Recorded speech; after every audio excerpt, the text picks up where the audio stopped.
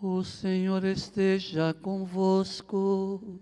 Ele está no meio de nós. Proclamação do Evangelho de Jesus Cristo, segundo João.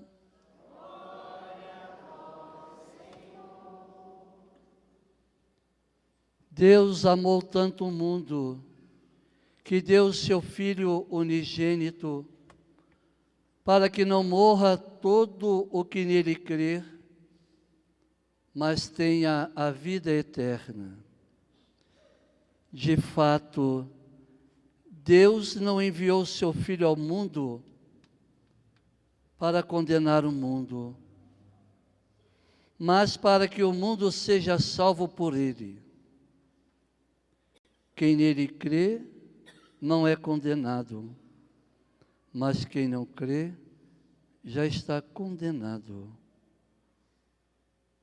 porque não acreditou no nome do Filho unigênito. Palavra da salvação. Glória a vós, Senhor.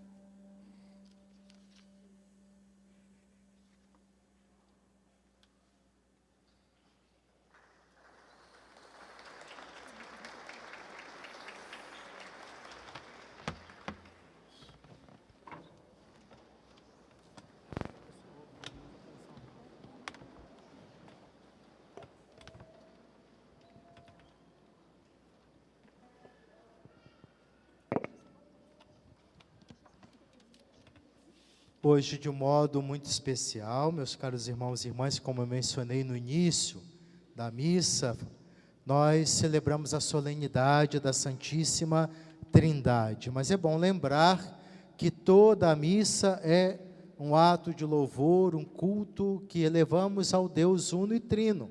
Começamos em nome da Trindade, concluímos sendo abençoados em nome da Trindade, as orações, nossas devoções, nossos atos litúrgicos em nome da Trindade Santíssima, ao Pai, pelo Filho, no Espírito Santo.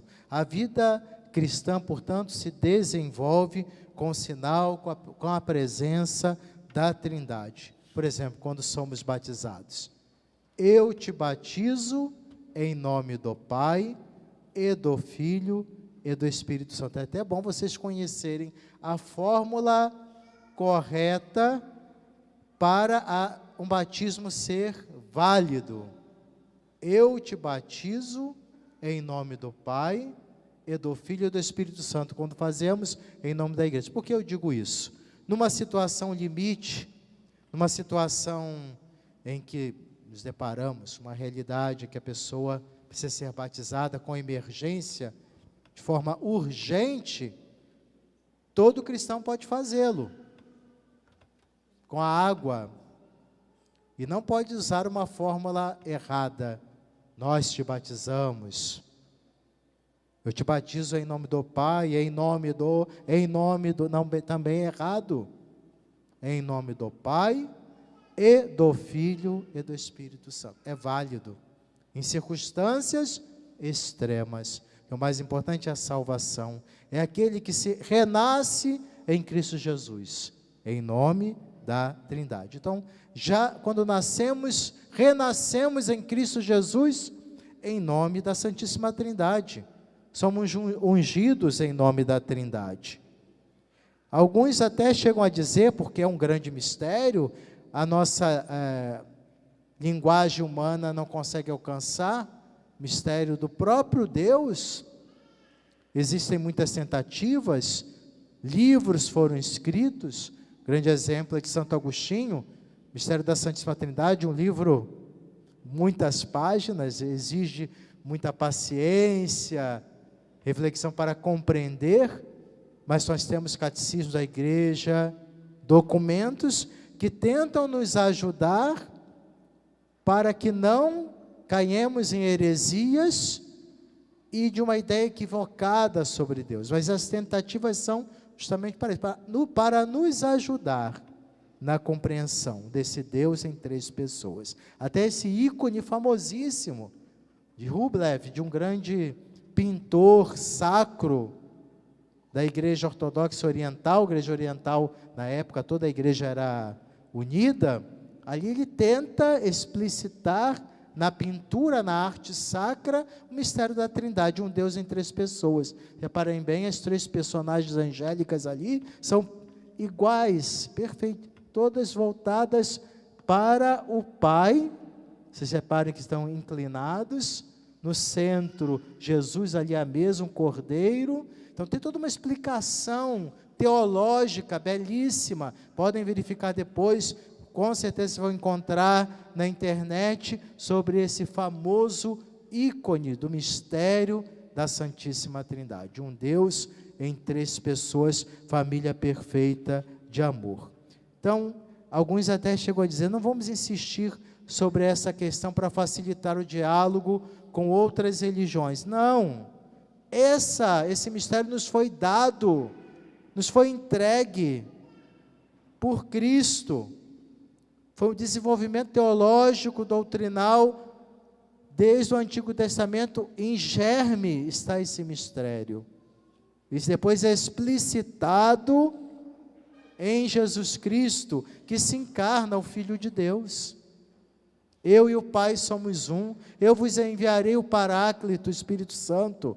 Batizai em nome do Pai e do Filho e do Espírito Santo. Está ali. Obviamente, nós que cremos, não esgotamos na linguagem, na teoria, esse mistério, mas devemos refletir sobre o que isso significa, esse mistério, na nossa vida, contemplar a Trindade e viver essa comunhão, essa unidade entre nós. Então não é uma invenção humana. Seria muito mais fácil a igreja só dizer, existe um Deus uno, mas a revelação de Deus é amor. O amor não é isolado, não é uma coisa sozinha. Não é uma invenção humana porque não tem explicação racional. Não tem como inventar isso, só mesmo revelação divina. Somente revelação. Seria muito mais fácil para a igreja dizer, existe um Deus, acabou. Chega de polêmica, de confusão. Mas nossa missão é anunciar a verdade. Ser instrumentos, não construí-la, mas acolhê-la. Senão fica o sabor das vontades, né, de certas preferências, gostos, inclinações egoístas. Nós acolhemos a verdade. Quem Deus ama desde toda a eternidade, amar a si mesmo seria narcisismo. Então Deus ama, Deus ele é doação total. E aí procuramos entender esse grande mistério sem esgotá-lo. Amar a si mesmo seria narcisismo. Narciso, vocês conhecem a história, né? A mitologia grega. Um jovem tão belo que se apaixonou por si mesmo. E num dado momento, querendo se apropriar para si mesmo dessa beleza, vendo o seu reflexo, se joga e morre afogado no lago. Assim é o narcisista. Ele se afoga no seu narcisismo, no seu apego, seu egoísmo, não vive. Deus é vida. Então, por isso, esse grande mistério. É um amor em si mesmo antes do tempo, porque desde sempre tem em si mesmo um filho. Ama com amor infinito o seu filho. O amor é tão perfeito que se personifica. É aquele que ama, o amado e o amor. Deus Pai ama, o Filho é o amado, e a perfeição da relação desse amor, do Pai e do Filho, se personifica no Espírito Santo. Em cada amor tem sempre três realidades, ou sujeitos. Um que ama, um que é amado e o amor que os une. Então, Deus cristão é uno e trino porque é comunhão de amor. E nesse amor perfeito, unidade e pluralidade se conciliam.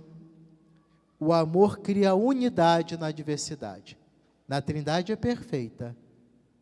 Na nossa realidade é uma luta contínua para viver o amor, a unidade na diversidade.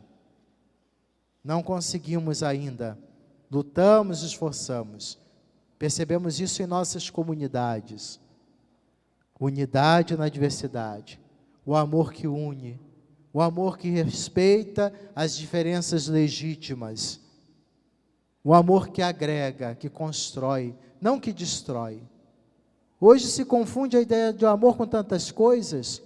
Amor é confundido com manipulação, com uso, abusar do outro, aproveitar-se do outro para se satisfazer. O amor verdadeiro não permite isso. É doação, é oblação e entrega.